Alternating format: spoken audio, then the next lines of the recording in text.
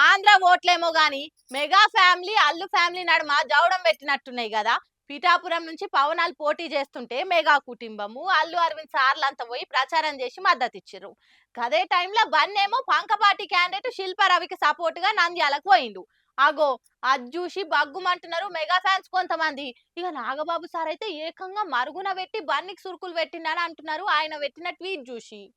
రాజకీయం అంటేనే అయినోళ్ళను కూడా దూరం చేసేటిది. సొంత అన్న చెల్లెలే తన్నుకున్న ముచ్చట ఆంధ్ర రాజకీయాల చూస్తూనే ఉంటిమి. కన్న తల్లి సొంత చెల్లె జగనన్నను ఓడించాలని చెప్పే. అందుకే రాజకీయాల నా ఓళ్ళు నీ ఓళ్ళు అని ఎవరుంటారు చెప్పుర్రి.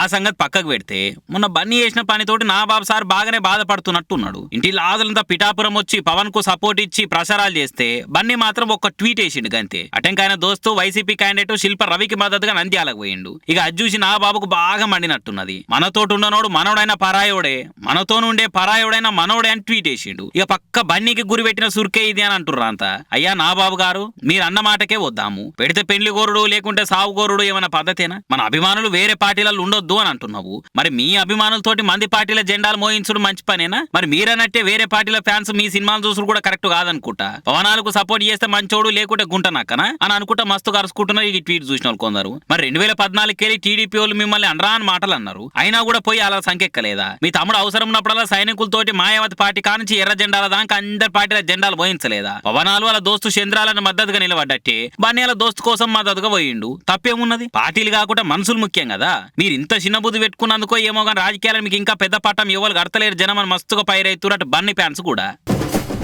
ఏమైనా తెలంగాణ ఎలక్షన్ల కంటే ఆంధ్ర ఎలక్షన్లదే మజా అనిపిస్తుంది.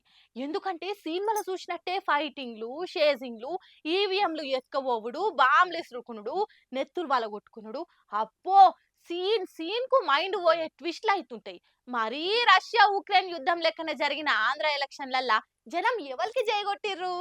ఆంధ్ర ఎలక్షన్లు అయినట్టు దునియాల ఏడ కావచ్చు. ఈ తాప అంత సమరమైంది. నెత్తులు పక్కన వలగొట్టుకుని నెత్తురు జిందిచ్చిరు ఒక్కో కాడ. 3 పార్టీల కూటం ఒక దిక్కు, జగనన్న ఒక్కడొక దిక్కు. అభివృద్ధి సంక్షేమం అన్న నినాదాలతోటి జగనన్న ఓట్లు అడిగిండు. మీకు మంచి అయితేనే ఓట్లేయమన్నాడు. ఇక సైకిల్ పార్టీలేమో జగన్ రాష్ట్రాన్ని లూటీ చేసిండు, రాజధాని లేకుండా చేసిండు, ల్యాండ్ టైటిలింగ్ చట్టం తెచ్చిండు, భూములు గుంజుకుంటాడని ప్రచారం చేసిరు. ఆంధ్రాల భూములకు ధరలు తగ్గేందుకు జగన్ విధానాలే కారణమని రచ్చలేపిర్రు. పంచులు తప్ప అభివృద్ధి కించిత్తు చేయలేదని నొక్కి వక్కానిచ్చిర్రు. ఇంత చేసిన వారు మాత్రం వన్ సైడ్ అయినట్టు కనిపిస్తలేదు. కూటమికి జగనన్న నడుమ ఫైటింగ్ ఐసీకి తైసన్నట్టే నడిచినట్టు తెలుస్తున్నది. రాయలసీమ, ఉత్తరాంధ్ర, కోస్తాంధ్రాలు ఎక్కువ శాతం జనము జగన్ పాలన మీద తుర్తిగానే ఉన్నట్టు పడ్డ ఓట్లను బట్టి చెప్తుర్రు. కానీ గాలి ఒక్కలు దిక్కే బలంగా లేదు. ఎందుకంటే కూటమి కూడా గట్టి పోటీనిచ్చింది. బయట దేశాలకు వెళ్ళి వచ్చిన వాళ్ళు, బయట రాష్ట్రాలు ఉంటున్న వాళ్ళు, హైదరాబాద్కి వెళ్ళి పోయిన వాళ్ళంతా కూటమికే జిందాబాద్ కొట్టిరని అంటున్నారు. కానీ ఊర్ల పంటి జనము, సంక్షేమ పథకాల లబ్ధిదారులంతా జగనన్నకే జయగొట్టిరట.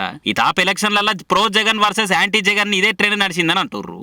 ముఖ్యంగా మెజారిటీ దళితులు, బీసీలు, ఎస్టీలు, ముస్లింలు, రెడ్లు జగన్ దిక్కున్నారు. అదే టైంలో అర్బన్ ఏరియాలు ఉండేటోళ్ళు, చదువుకున్నోళ్ళు, ఉద్యోగులు, టీచర్లు, కమ్మ వర్గము, కాపు సామాజిక వర్గంలో కొంత యువత, అట్లే ఇంకో అగ్రకుల పోలు కూటమి దిక్కున్నారు. అదేగాక భూముల ధరలు తగ్గేందుకు జగనే కారణమని రాజధాని చుట్టుముట్టు జనమంతా కూడా జగన్ కు యాంటీ అయ్యిర్రు. ఇక జగన్ అయితే ఒక్క సంక్షేమ పథకాల లబ్ధిదారులని నమ్ముకున్నట్టు తెలుస్తుంది. మరి ఇట్లా గల్లలు పట్టుకున్నట్టు నువ్వానేనన్నట్టు నడిచిన ఓట్లల్లా జనం ఎవరి దిక్కు మొగ్గు చూపిర్రు, ఎవరికి జయగొట్టిర్రు, ఎవరికి పట్టం కట్టిరన్న ముచ్చట ఇక వచ్చే నెల 4 తారీఖు నాడు బయట పడుతుంది. ఇక అది పడదాకా అంజనం వేసుకున్నాడో, అల్లు పట్టుకున్నాడో, సిల్క జోస్ని చెప్పించుకొని తుర్తివరడో చేసుడే లీడర్ల పని ఉన్నదిగా.